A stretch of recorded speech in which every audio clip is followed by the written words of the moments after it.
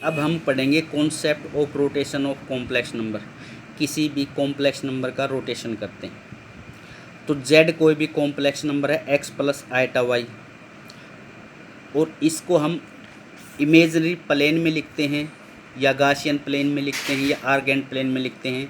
तो जो पॉइंट बनेगा x और y जो पॉइंट बनता है उस पॉइंट का नाम आपने p रख लिया।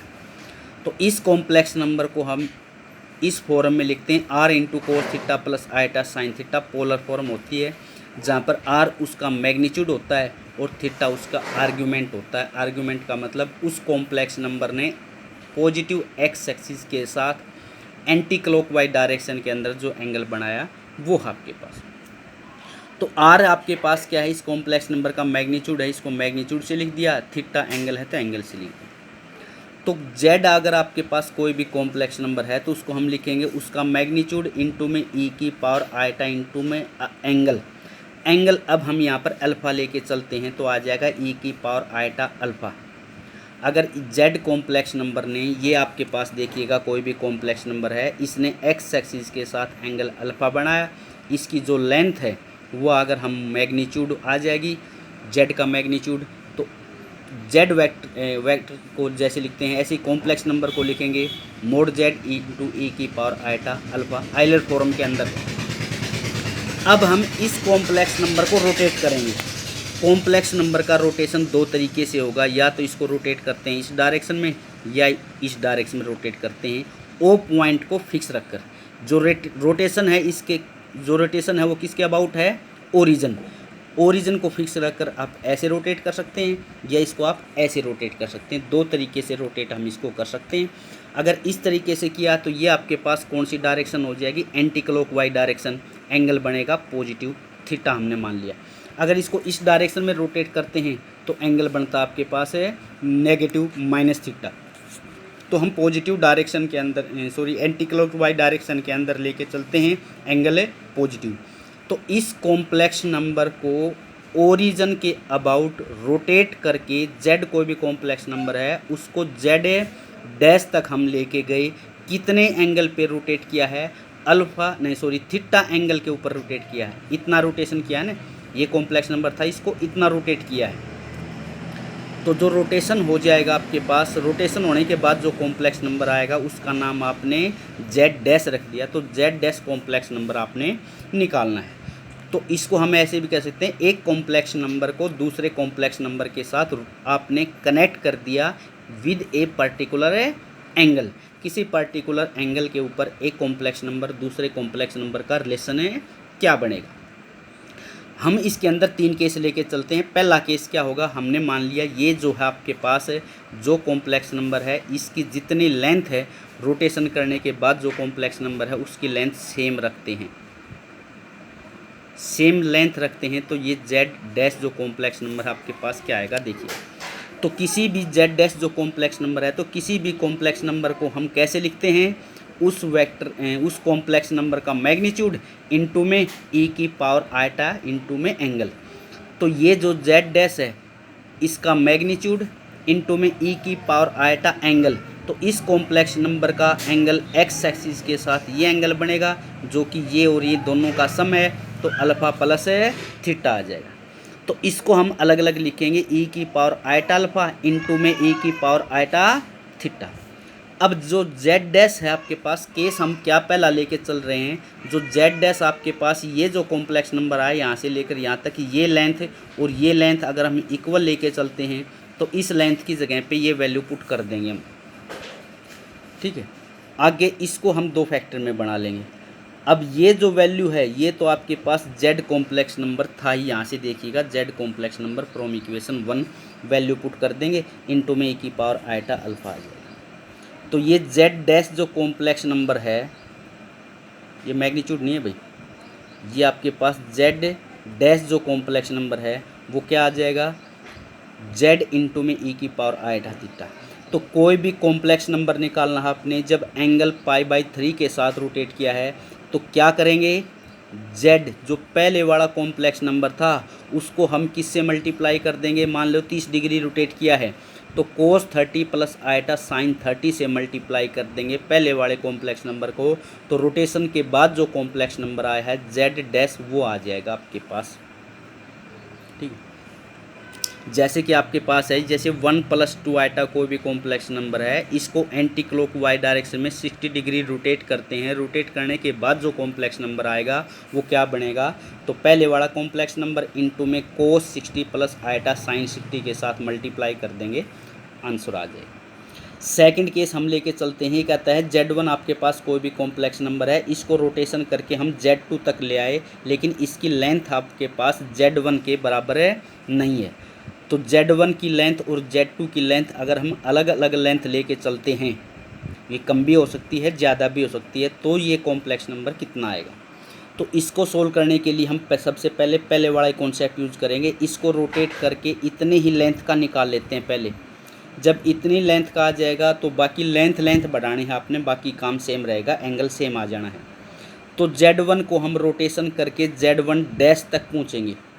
तो पिछली एक्सरसाइज Z1 डैश आपके पास ये वाला फॉर्मूला लगा देंगे, Z1 की जगह पे आपने कहाँ पर पूछ के Z1 डैश, तो Z1 डैश कितना आ जाएगा, Z1 इंटू ई की पावर आयटा थीटा बन जाएगा। सेम वाला कॉन्सेप्ट लगा देंगे। तो हमने पिछले वाला कॉन्सेप्ट लगा के Z1 डैश तक पहुँच जाएंगे। Z1 डैश कितना आ जाएगा, Z1 इंटू में ई की पावर आयटा थीटा। तो इसको रोटेट करके यहाँ तक पहुँच गए, तो इतना तो कॉम्प्लेक्स नंबर Z1 डैश आपके पास इसी से आ जाएगा। अब ये Z1 डैश आ जाएगा तो ये टोटल लेंथ आपने निकालनी है, एंगल तो सेम रहना है। तो जैसे हम यूनिट वेक्टर निकालते हैं, एक लेंथ का वेक्टर निकालेंगे। यूनिट वेक्टर क्या होगा, वेक्टर अपॉन इट से मैग्नीट्यूड यूनिट वेक्टर होता है एक लेंथ का। ऐसे ही एक लेंथ का कॉम्प्लेक्स नंबर जो होगा उसको हम बोलते हैं यूनी मॉड्यूलर कॉम्प्लेक्स नंबर। तो एक लेंथ का अगर हम ये कॉम्प्लेक्स नंबर निकाल लेते हैं तो जितनी लेंथ है उतने से गुणा कर देंगे। तो ये जो कॉम्प्लेक्स नंबर इतना आपके पास आया है, इसको हम इसी के मैग्नीट्यूड से डिवाइड कर देंगे तो एक लेंथ का ये आ जाएगा।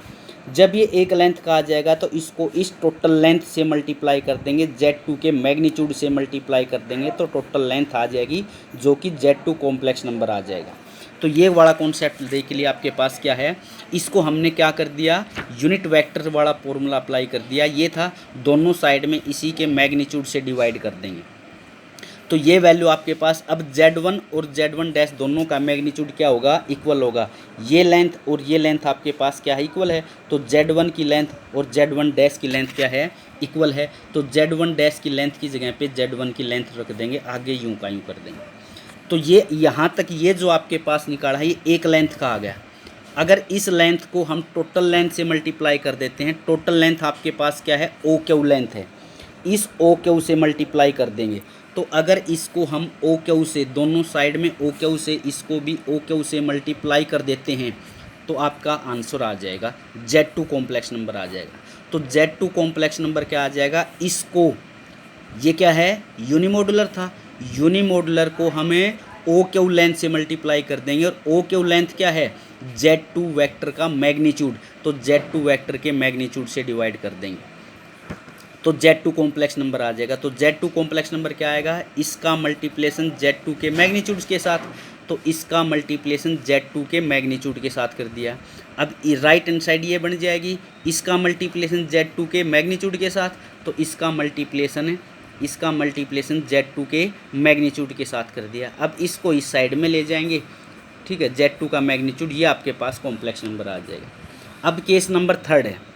थर्ड केस नंबर क्या कहता है, अब हम किसी कॉम्प्लेक्स नंबर को रोटेट करके किसी एंगल पे रोटेट करके, थीटा एंगल पे रोटेट करके दूसरे कॉम्प्लेक्स नंबर पर पहुंच गए, लेकिन किसके अबाउट रोटेशन है, पहले जो रोटेशन था वो ओरिजिन के अबाउट था, अब जो रोटेशन है वो किसी और कॉम्प्लेक्स नंबर के अबाउट रोटेशन में आ जाएगा। If we rotate Z1 to Z2, Z1 को Z2 पर हम रोटेट करते हैं, किसके अबाउट है, किसी तीसरे कॉम्प्लेक्स नंबर के अबाउट रोटेट करते हैं, तो वो कॉम्प्लेक्स नंबर क्या आएगा।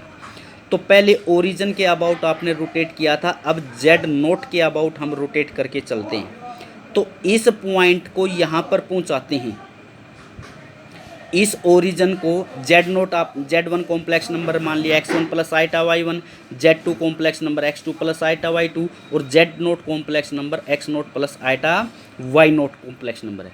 तो ओ पॉइंट को अगर शिफ्ट करके हम आर पॉइंट पर पहुंच जाते हैं तो ये जो आपके पास ये जो कॉम्प्लेक्स नंबर बनेगा ये Z1 माइनस जेड नोट आ जाएगा, और ये जो कॉम्प्लेक्स नंबर बनेगा वो Z2 माइनस में जेड नोट आ जाएगा। इस पॉइंट को आपने यहाँ पर शिफ्ट कर दिया। जैसे इस बात को समझिएगा, जैसे हम कोई भी वेक्टर लेके चलते हैं, ओ पी वैक्टर कैसे निकालते हैं, ये पॉइंट पी है ओ पी, तो ओ पी वैक्टर क्या होगा, position vector of P minus में position vector of O, origin था। लेकिन अगर आपके पास ए बी वैक्टर निकालते हैं तो position vector of B minus position vector of A. ऐसे ही ये हमें कॉम्प्लेक्स नंबर चाहिए तो इसकी पोजीशन में से इसकी पोजीशन घटा देंगे। जब ये कॉम्प्लेक्स नंबर चाहिए आपने तो इसकी पोजीशन में से इसकी पोजीशन घटा देंगे। तो जो ओरिजिन से आपने शिफ्ट किया था उसके अंदर अब आपने Z1 और Z2 की जगह पे क्या लिखना है, Z1 क्या था, Z1 माइनस जीरो, लेकिन अब Z1 की जगह पे क्या लिखना है, Z1 माइनस जेड नोट, और Z2 की जगह पे लिखना है Z2 माइनस में जेड नोट। तो ओ पॉइंट को R पर शिफ्ट करते हैं तो Z1 ये बन जाएगा और Z2 ये बन जाएगा। तो Z1 और Z2 की जगह पे इक्वेशन 3 में वैल्यू रख देंगे। तो Z2 minus z naught upon में Z2 माइनस जेड नोट का magnitude is equal to Z1 minus z naught upon में Z1 माइनस जेड नोट का मैग्नीट्यूड इंटू ई की पावर आइटा थीटा। ये कॉम्प्लेक्स नंबर आ जाएगा। जैसे कि आपके पास ये कोई भी कॉम्प्लेक्स नंबर है, इस कॉम्प्लेक्स नंबर को अगर हम प्लस π/3 या माइनस π/3 के साथ रोटेट करते हैं तो ये π/3 के साथ रोटेट करने के बाद जो ट्रायंगल बन जाएगी आपके पास वो एक इक्विलेटरल ट्रायंगल